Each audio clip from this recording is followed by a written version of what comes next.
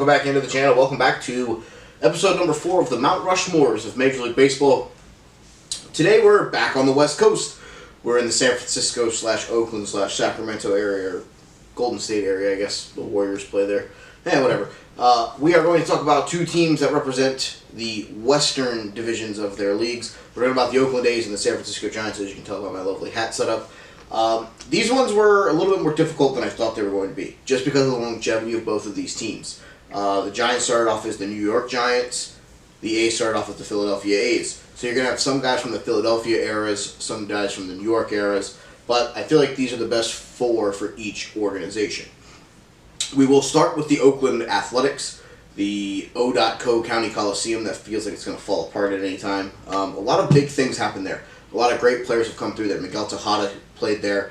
Barry Zito, Mark Mulder, Tim Hudson, just to name a few of the honorable mentions.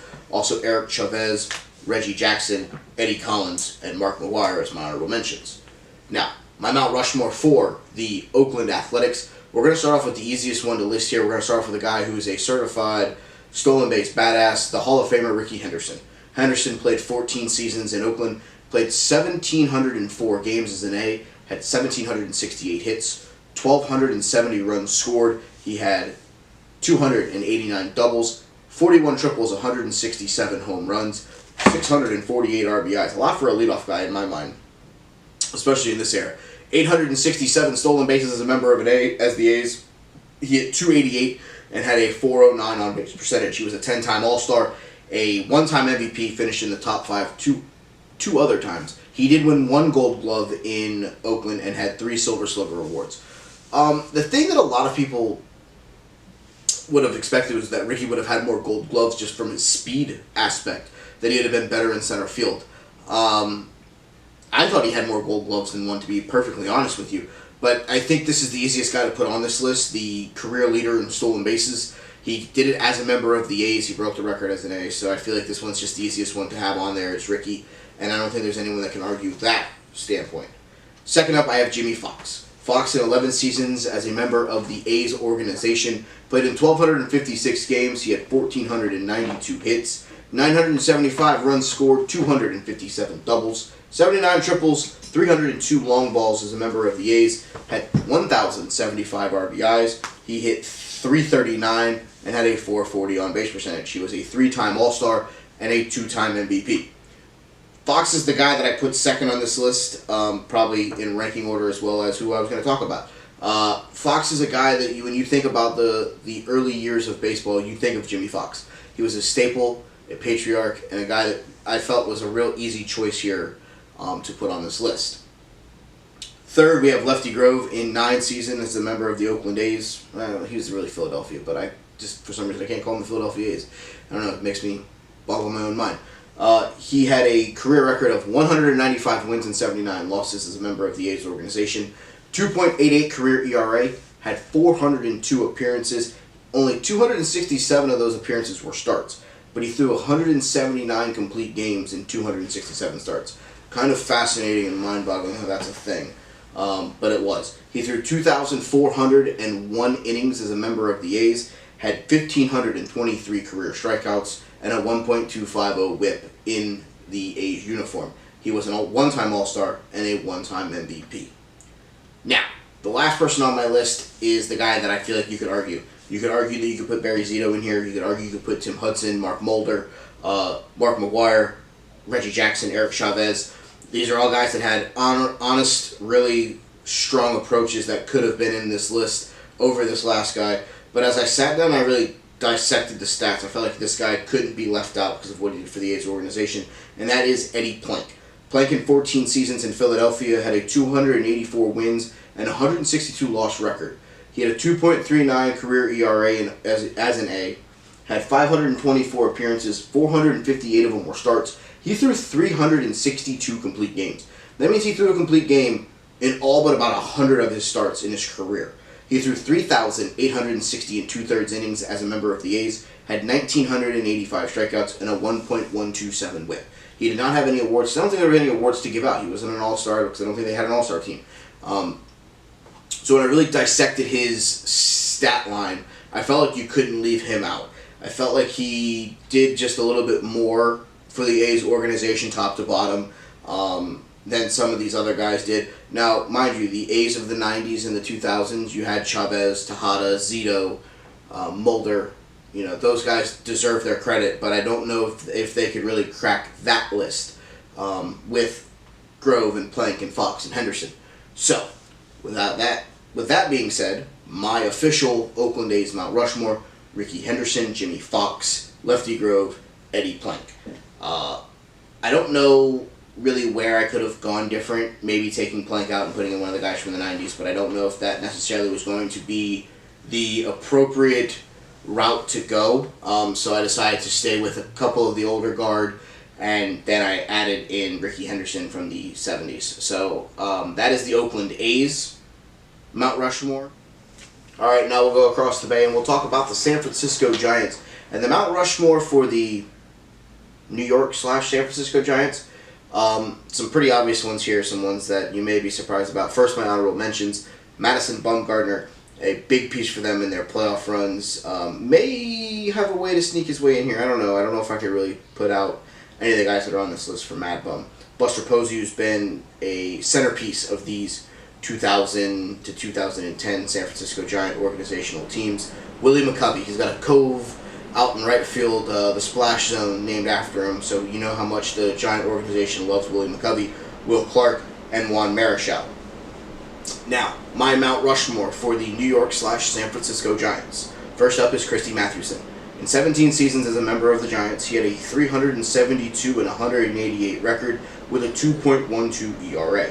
He had 635 total appearances, 551 of them coming in starts. He threw 434 complete games. Yes, I'm going to say that again. 434 complete games in 551 starts. 4,779 and 2/3 innings pitched as a member of the Giants. Had 2,504 Ks in his career and a 1.057 WHIP. He finished in the top 4 twice in the MVP ballot. Did not get any other recognition because the Cy Young wasn't a thing then. But Mathewson was a guy that, when you look at his stat line, it's absolutely insane. I talked about Lefty Grove and Eddie Plank earlier with the A's organization and how sick their stat lines were, and Mathewson blows theirs out of the water. I feel like Mathewson would be a lock to be the number one on a lot of teams' Mount Rushmores if he would have done it for them. So I think that he was a very simple and very easy pick to put in this spot here. I don't think that there's anybody on this honorable mention list that probably can get in over Mathewson right now, if not ever, because those stat lines are absolutely sick. 2,500 strikeouts, 434 complete games, a 2.12 ERA. That doesn't happen in baseball, like, ever. So the fact that he was able to do it is really, really impressive. Second up on my list is Mel Ott. Ott played 22 seasons as a member of the Giants, played in 2,730 career games, had 2,876 hits, 1,859 runs scored, 488 doubles, 72 triples, 511 home runs, 1,860 RBIs. He hit .304 and had a .414 on base percentage. He was an 11-time All-Star. I feel like his stat lines are sneaky because he obviously was doing it at a time where everybody was putting up those numbers, but those are pretty sick numbers. He had more hits than games played. He almost scored 2,000 runs, almost 500 doubles for his career, over 500 home runs, 1,800 plus RBIs, hit over 300. His on base percentage was over 400. So I think while his stat line may like, it's so sick to see these stat lines as you go back and look at some of these older guys.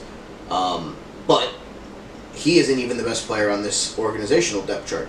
So he is on their Mount Rushmore, but I don't know if he definitely isn't in their top 2, because the top 2 are the top 2 members of this Mount Rushmore. First off, it's who I say is the greatest center fielder of all time. I had this conversation with somebody earlier.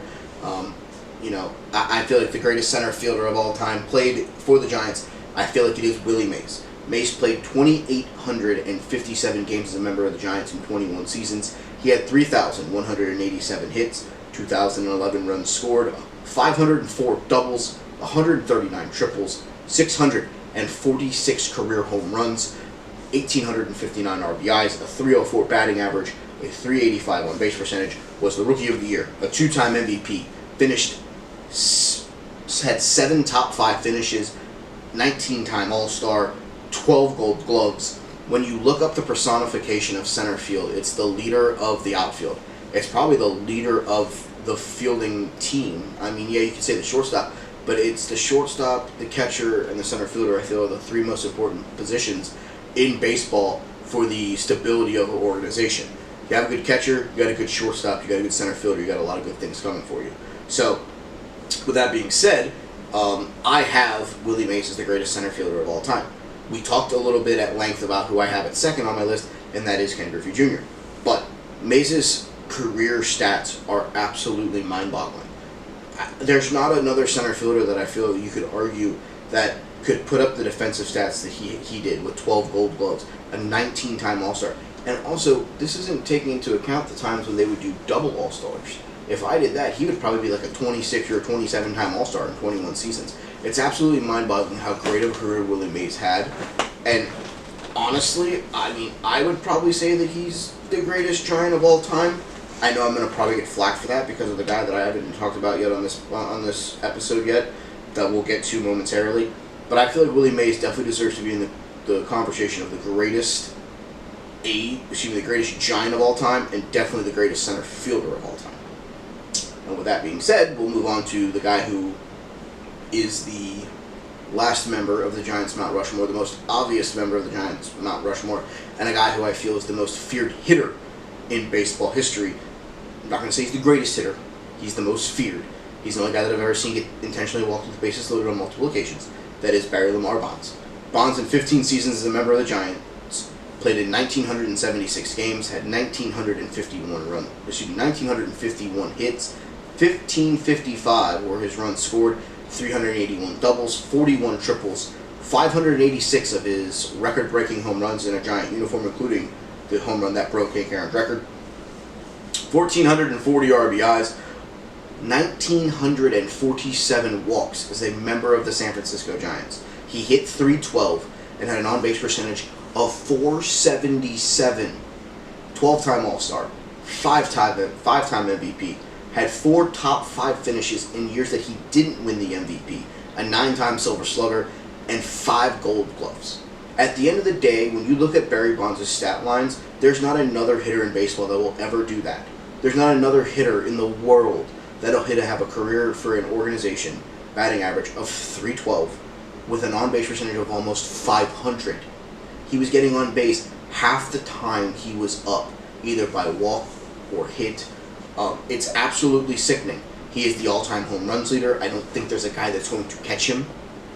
So at the end of the day, I think this is the easiest person to put on this list is Barry Bonds, the most feared hitter in baseball history. I know I'm going to get a lot of flack for that, but there's a lot of people that, because of the steroid era, because of the unfortunate things that baseball allowed to happen, won't give him the credit that he deserves. I was fortunate enough to see Bonds hit 2 home runs in Chicago to get him to 760 and 761. 758 and 759. He had a two home run game in Wrigley Field, and me and my parents were there when we traveled across country. So it was awesome to see that. We were like one of the 6 people in the stadium that actually cheered when he was rounding the bases, because that's things that you like. To be a part of that and to be a part of history, you have to take that and soak that in, because there's nothing that said that you can't do this, you can't do that. You know, baseball knew what it was dealing with, and baseball let people get away with it. So I feel like you can't sit here and reprimand these guys when there was no rules. It was really the Outlaws ran the asylum, and that unfortunately lies back on Bud Selig. There's nobody else to blame but him. So I mean, you can't sit here and you can't fault Bonds. The guy played his butt off. He was really good in Pittsburgh before he came to San Francisco. So I mean, yeah, it's easy. It's Barry Bonds. He's definitely on this Mount Rushmore. So, with that being said, we'll go back over the 2 teams. The Oakland A's, Rickey Henderson, Jimmy Fox, Lefty Grove, Eddie Plank. The San Francisco Giants, Barry Bonds, Willie Mays, Mel Ott, and Christy Mathewson. So, if you disagree, you agree, you think I got some things right, you think I got some things wrong, feel free to put it in the comments. Let me know who you think could have been on these Mount Rushmores instead of guys like Ott and Mathewson for the Giants, and guys like,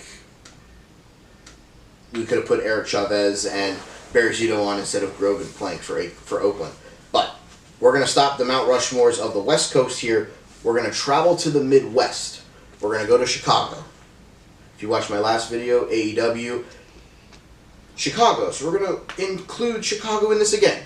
We're going to go talk about the north side and the south side. We're going to talk about the Chicago White Sox and the Chicago Cubs. We're going to go over their Mount Rushmores. Who are going to make it? Ryan Sandberg, Sammy Sosa, Mark Grace, Mark Burley, Frank Thomas. Who knows?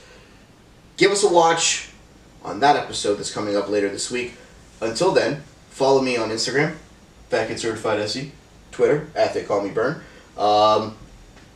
Again, tell me if you like this. Tell me if you don't like it. Tell me what we could fix. Tell me what's great.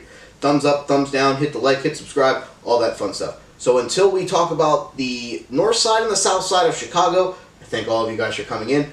I'm going to go get a snack because I'm hungry and I'm fat. So until then, goodbye.